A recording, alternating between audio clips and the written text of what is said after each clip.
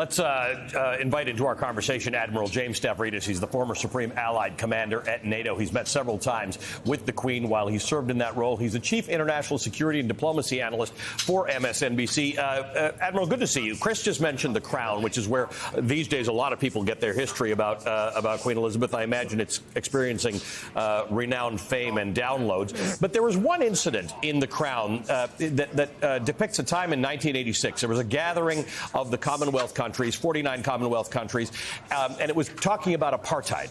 And it was the one time in her long history where the Queen made her objection to the British political position on apartheid clear. And it turns out that was actually true. She did object to it. One country out of all of the Commonwealth countries objected to putting sanctions on South Africa in 1986. It was the United Kingdom under Margaret Thatcher.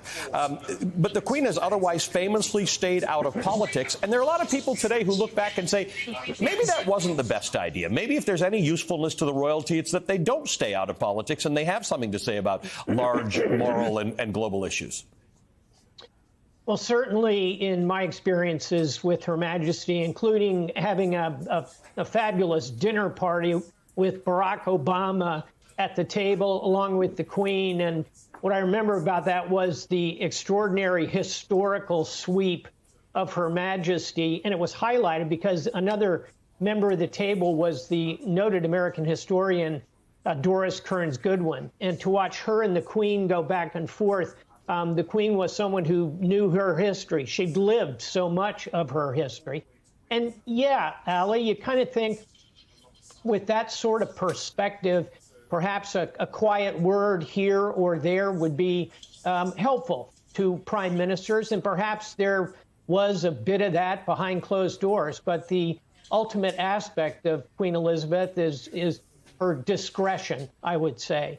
And then finally, I'd say, looking ahead, I think of her in three words: duty, honor, country.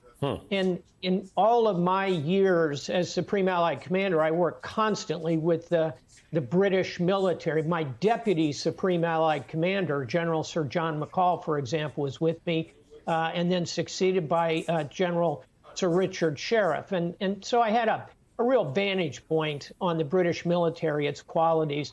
And the Queen was a devoted supporter of her military. And I know that'll continue with now King Charles III.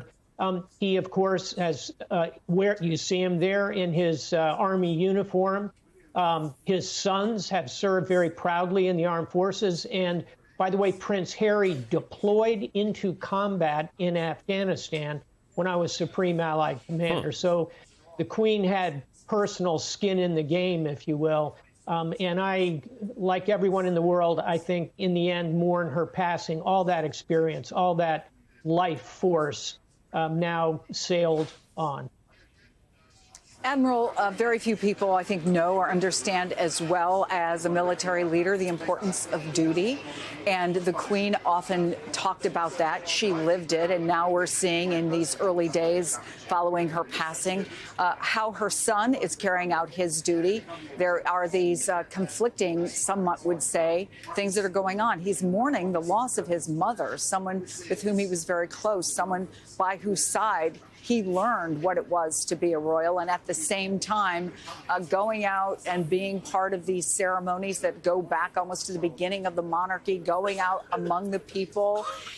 As you observe the Queen and now as you observe Charles, talk about the importance of duty and how you think it will serve him if the monarchy is to stay relevant moving forward. Well, first, I have to observe I'm very lucky. My mom is 92 years old and going very strong. And I know that as I look at Charles and his physical presence around his mother, I can feel that same warmth and love that I have for my mother as she sails through the golden years. I think that without question, Charles has inherited this sense of duty.